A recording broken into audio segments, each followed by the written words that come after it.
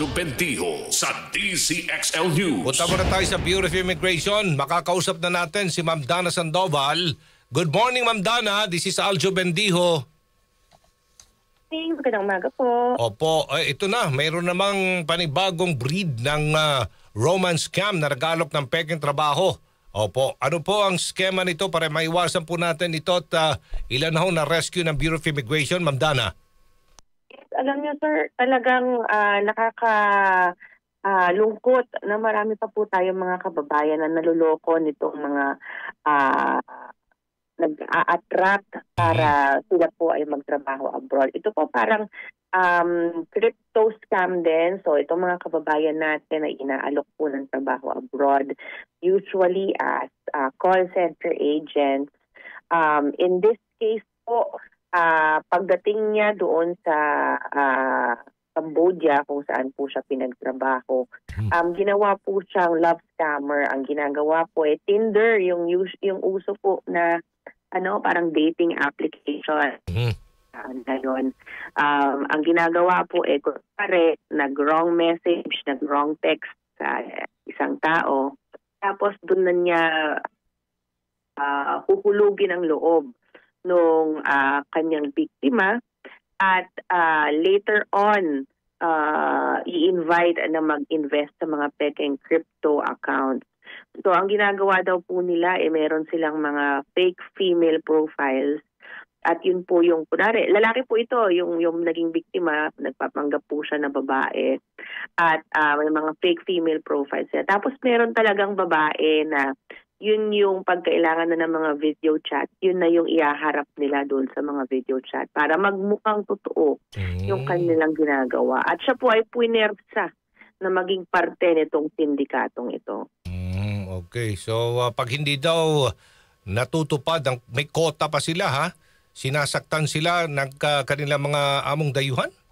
Ganon? Yes, meron po ang sinasabi ni 15 hours daw ang kanilang shift sa trabaho. Kapag hindi sila nakamit ng quota, hindi nila na-meet yung performance. In the case of this repatriate, hindi po siya sinaktan pero tinatakot po siya. Naglalabas po ng mga stun guns or stun baton sa tabi niya or babatok-batukan siya kapag hindi niya magawa. But in the case of the other repatriates natin, nakita natin na talagang sila ini-electrocute sila kapag hindi nakukuha yung quota. Okay, so ano pong unang alok muna dito ma'am para maliwanag? Paano po yung recruitment nito? Magtrabaho bilang sa abroad? Usually po ang recruitment nangyayari online, sa Facebook, sa Telegram at saka sa WeChat. And then ang offer po sa kanila is mga call center agents. So karamihan po yan ganon. But we have seen a couple of victims papuntang Pakistan kasi mukhang may ganitong uri ng industriya that is starting in Pakistan. Doon naman po ang alok sa kanila mga cleaners daw, mga tagalinis. Pero ang ending nila, part pa din sila nung sindikato na gumagawa nito. Paano po sila nakakalusot dyan sa immigration sa mga paliparan natin? Ano pong dala-dala nila mga dokumento, Ma'am Dana, itong mga biktima? Iba po yung style nila. Mostly, they would pretend as tourists. Turista. Merong mga iba doon sa mga umaalis ay grupo na umaalis. They would pretend to have yung office trip all together. There were some individuals po na repatriate na nakita natin na umalis po doon sa irregular migration corridor or tinatawag po natin na backdoor.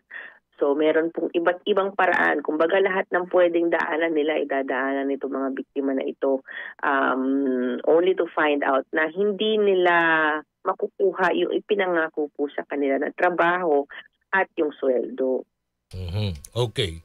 So ang kanila pong final destination ika nga ng bansang pupuntahan, ano po ito ma'am? Para ma-check po ng at least man lang ng mga magulang o kaya ng mga kaibigan o mga kamag-anak po ng mga would-be victims kung saan sila pupunta. Common po na ginagamit ngayon for the final destination is Cambodia and Myanmar. Yes, but there are cases po na dumadaan sa Thailand. There are cases in Malaysia. We've seen cases po popping up in Pakistan. So, ang karaniwan po, meron pong dumadaan pa via Taiwan. So, iikot po para lang makapunta doon sa kanilang final destination. Kasi itong mga recruiter nila talagang ginagastusan sila for the recruitment para makuha po yung mga tao doon sa bansa. Ano pong citizenship ng kanila pong mga among dayuhan? Ito ba yung mga Asian, European o mga Amerikano? Banggit po ng mga biktima, karaniwan po Chinese national.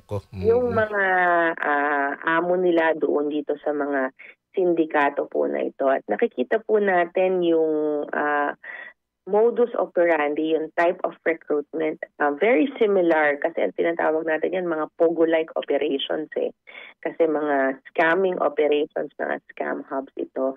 At ang nangyayari po is they are recruiting people from a third country. So kunwari ang base nila ay sa Myanmar, hindi po sila magre-recruit ng mga tao galing Myanmar. Kasi madaling tumakas kung taga doon ka lang. Ang ginagawa nila, nagre-recruit sila ng mga tao galing sa iba't ibang neighboring countries para hawak nila yung passport. Hindi basta makakatakas yung kanilang mga biktima. So abiso na lang po ma'am sa lahat ng mga kababayan natin para hindi po mabiktima ng ganitong klaseng trabahong inaalok online na posibleng human trafficking scheme. Yes, sa mga kababayan po natin na interesadong magtrabaho po as overseas Filipino workers, wag po tayong papatol sa mga illegal na paraan, sa mga ganito po na mga natatanggap natin on Facebook and Messenger, na mga shortcut or quick money. If it's too good to be true, magduda na po tayo. Lagi po nating i-check sa Department of Migrant Workers kung ano po yung mga legal at vetted na mga trabaho na pwede nating puntahan sa ibang bansa. Kasi sa dulo po, at the end of it all, tayo rin po ang magpoprotekta sa ating mga sarili. Kaya maging vigilant po tayo at magtanong, mag-check, mag-double check at ingatan po natin ang ating mga sarili. Last question na lang, Ma'am Dana. Kukuha lang kami ng update tungkol po doon sa isang dayuhan na naharap yata sa mga deportation proceedings na nagpanggap ng naisag Pilipino pero hindi pala, parang tinaguriang alis go of the metro ito. Yes, sir. Ito po talagang tingin natin isang big fish doon sa mga nagpapanggap na Pilipino na nandito po sa bansa. Ito pong taong ito is involved in major distribution of electronic vehicles in the country. So tingin po natin yung kanyang mga businesses po ay malaki na yung reach dito po sa Pilipinas. But she was arrested noong July 13 po dyan sa NAIA 3 matapos po tayong makakuha ng initial information sa NBI about her details at ito po ay cross-match din natin sa mga details na nakuha natin sa ating system at na-confirm ng both NBI and BI na ito pong taong ito ay may pinipresentahan na Philippine documents and at the same time, Chinese documents po, Chinese passport. Kaya it was very blatant na siya po ay nagmi-misrepresent ng kanyang sarili as a Filipino citizen sa kanyang mga business dealings. Okay. Thank you so much, Ma'am Dana Sandoval ng Immigration Bureau. Good morning! Salamat po. Magandang umaga. Good morning! Thank you! Si Aljo Bendijo sa DZXL News. Ayan, tuloy-tuloy tayo dito po sa panloloko, paglilihim ng asawa sa kanyang tunay na sexual preference. Ingat po tayo dyan, Marriage is a special contract of permanent union sa pagitan ng isang babae at isang lalaki.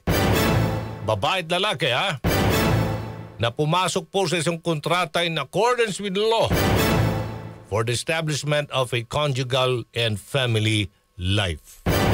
Yan po yung definisyon ng marriage sa ating pong family code. So, pag meron pong mga panloloko,